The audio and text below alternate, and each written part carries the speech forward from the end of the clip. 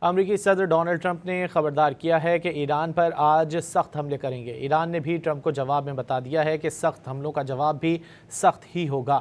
X پیغام میں صدر ٹرمپ نے بتایا ہے کہ ایران کے خلاف جنگ میں شدت لائی جا رہی ہے۔ ایران کو سخت نشانہ بنایا جائے گا۔ جو علاقے اور گروہ پہلے ہدف نہیں تھے انہیں بھی نشانہ بنانے پر غور کر رہے ہیں۔ ایران اب مشرق وسطی کا غنڈہ نہیں رہا۔ ایران کی مکمل تباہی یا ہتھیار ڈالنے تک حملے کیے جاتے رہیں گے۔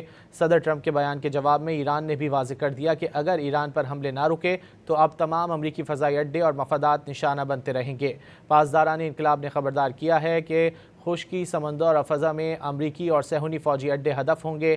خطے میں امریکی اور صہیونی اہداف تباہ کن حملوں کی زد میں آئیں گے۔ پڑوسی ممالک کے خلاف اب تک کوئی جارحیت نہیں کی۔ خاتم الانبیاء ہیڈ کوارٹرز کے ترجمان نے کہا کہ پڑوسی ممالک کی خود مختاری کا احترام کرتے ہیں۔ پڑوسی ملکوں سے مل کر امریکیوں کو خطے سے نکال دیں گے۔ امریکہ کو حملے کے لیے فضائی حدود نہ دینے والے ممالک پر حملہ نہیں کیا۔ ان اڈوں کو نشانہ بنایا جہاں سے ایران پر حملے شروع ہوئے۔ پوری کوشش تھی کہ پڑوسی مسلم ممالک کو نقصان نہ پہنچے۔